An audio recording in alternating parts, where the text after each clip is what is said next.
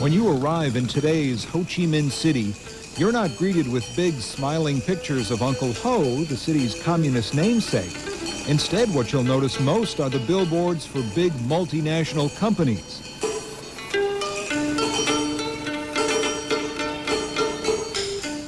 Head to the market and you'll be bombarded by all the latest high-tech equipment for sale on the street corners.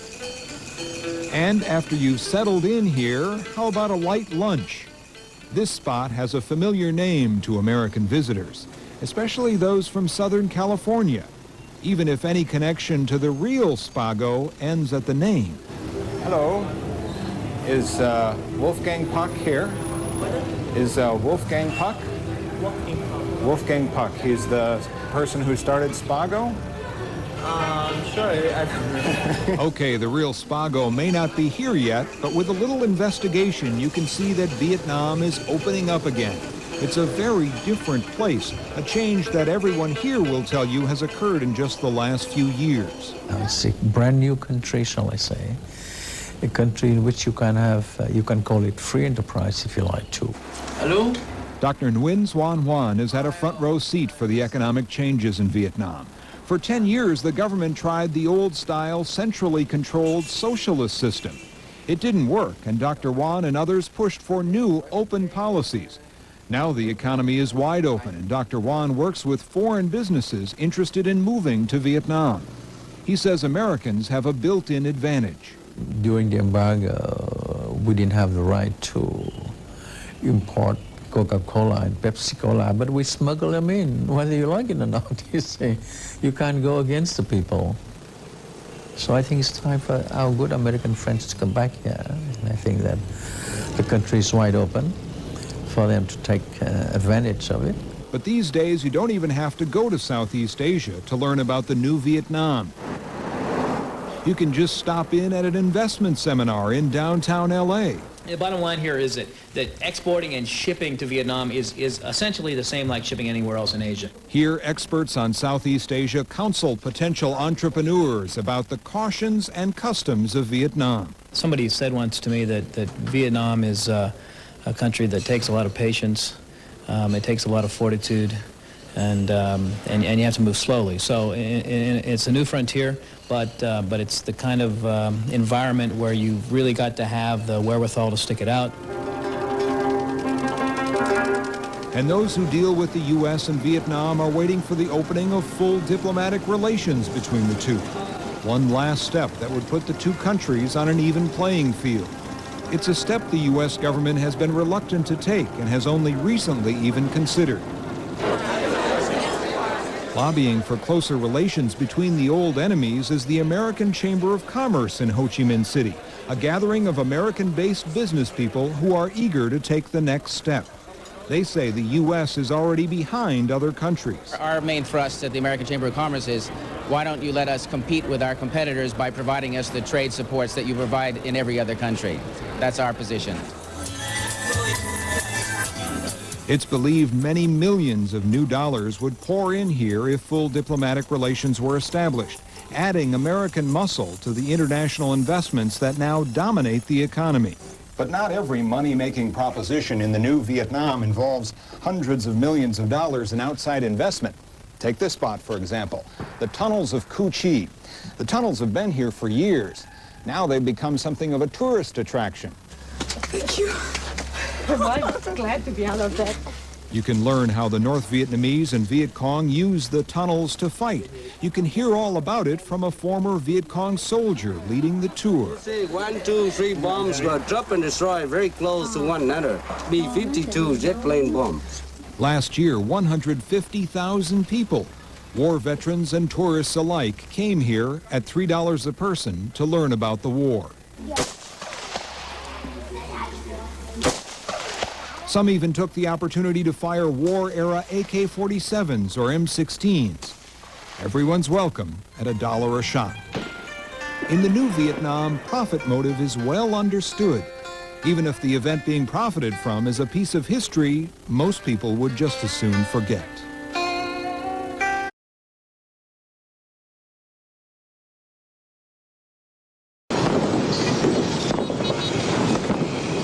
At first glance, Vietnam is on a comeback. A country of 73 million people, places like Ho Chi Minh City are buzzing. But that's not the entire story.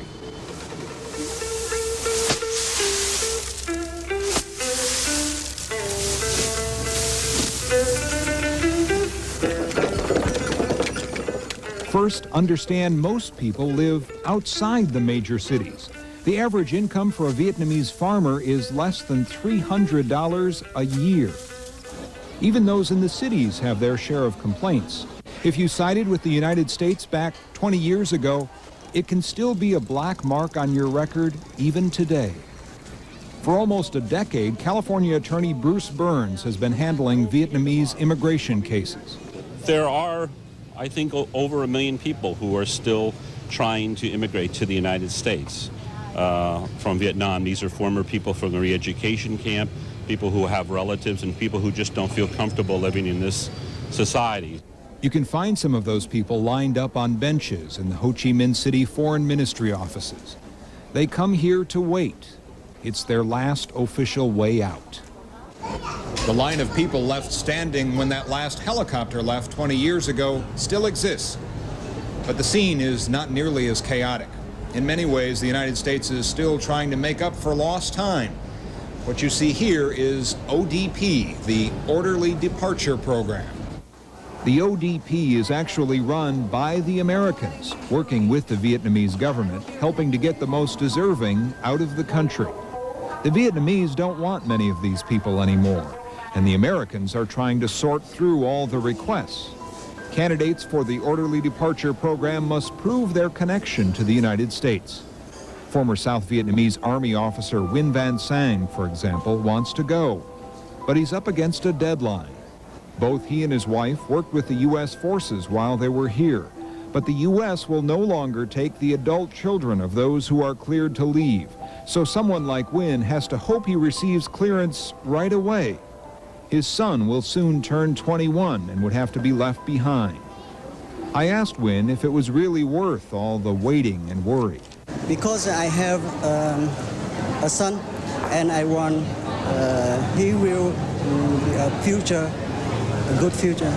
Former second lieutenant in the South's Army, Lee An Gyao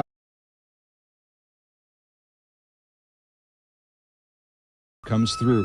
Life hasn't been on track for these people for 20 years, and for all the recent advances in their country, there's still something missing.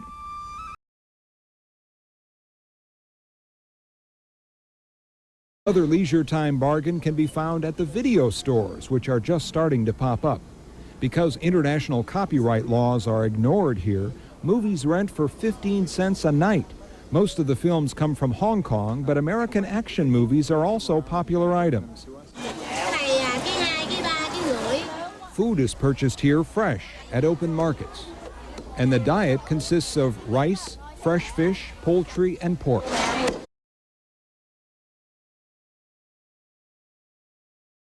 Firearms anywhere in Vietnam, so you're not going to be held up, but in this area you'll find unemployment, drug abuse, and crime. Broken down shacks sit next to rancid rivers that serve as open sewers. Those without education, foreign language skills, or those too closely associated with the American military of 20 years ago can have a rough life. Take Tran Van Ut, for example. He's a day laborer, helping tear down a building by pounding away at the cement supports with a sledgehammer. Hard, dangerous work. 8 hours a day, and for how much? $5 a day, and that's considered the top of the wage scale for him. When the day is over, Tran Van Ut pedals away on his bike, hoping to earn enough sometime to join the estimated 1 million scooter owners in Ho Chi Minh City. And it seems like everyone has a scooter. On Sunday night, the big night for socializing in the city, you can easily find a family of 4 squeezed onto a scooter. It's Vietnam's version of the family sedan. Kids and families alike cruise around the streets near the old downtown.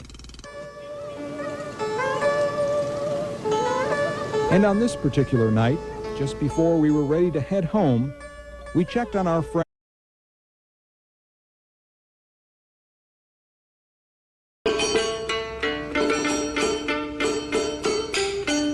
You can see the future of Vietnam by noticing the tall guy riding his bike through the streets of Ho Chi Minh City. George Pilgrim is a recent Yale graduate. His mom is Vietnamese. His dad, an American, was a soldier here 25 years ago. They both live in the U.S., but George has come back to Vietnam. I'd like to focus my career on being here and doing business, and also just getting more familiar with my family. You can see the future of Vietnam by meeting the 60-something guy making his way around Ho Chi Minh City. Luke Fogarty remembers this place when it was still called Saigon. After being away for 20 years, he's back. It's like nothing happened. They just got a little construction boom going right now. The intervening 20 years was just didn't take place. No one talks about it. No one complains. No one comes to me and says, how come you left us? Why did you abandon us? Why did you do this, you know, as an American? They just don't want to hear about it. They're busy now, back to work again. How I would use English in the future. You can see the future of Vietnam when you visit one of the hundreds of English classes that are in session 7 days a week. They teach Japanese, French, and Chinese here, but 80% of the students want to learn English. I have studied English for my job. The lesson plan sometimes seems right out of the All-American Book of Dreams. A new Mercedes. I have a new Mercedes. And a lot of money. And a lot of money in the bank. In the bank. And they would have to have a lot of money in the bank to visit the just opened Mercedes-Benz dealership in town. You can see the future of Vietnam here too, but it's a very distant vision. If they sell 1 car a week right now, it's a good week. With a 200% import tax, these cars can sell for $250,000. Perhaps the more accurate picture of Vietnam is this one. Vietnam is moving ahead, but it's not always a smooth ride. Business leaders here want the U.S. to fully recognize Vietnam, dropping the last of the war-era barriers. But those war memories still exist. And I think it's pretty interesting. We talked with some Vietnam War veterans about their thoughts. Stu Resmer, for example, worries about the unanswered prisoner of war questions. That issue still hangs out there, and I think that we have a moral obligation to continue that search and not go further with this normalization. I think the Clinton administration is correct. The MIA POW issue is still a tragic issue that bothers me inside. I'm not sure where the fault is there. I think it's probably on both sides. We all have our time in hell, so to speak. We did with the war ourselves, so did the Vietnamese people. It's 20 years later, you know, and they're growing, the city's growing. You can't stop development. And the future of Vietnam seems based not on memories of war, but on that magic word, development. Right now, much of it is funded by money flowing here from Hong Kong, Japan, China, and Singapore. When I traveled here in 1989, it was very different. The biggest piece of progress we could find was the possibility of a Holiday Inn coming soon. And the first Ho Chi Minh City Holiday Inn will open in 19...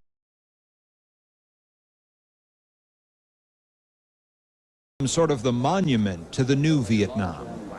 I think it symbolizes a growth, the opening, it symbolizes a future. Just as Yale graduate George Pilgrim makes a statement when he chooses this spot to make his career. I think that the country has a very strong future, so I'd be bullish on Vietnam. And Luke Fogarty, who is starting again. I hope they find the formula. I'm behind the mine. I hope they do, and I'll give them any help I can.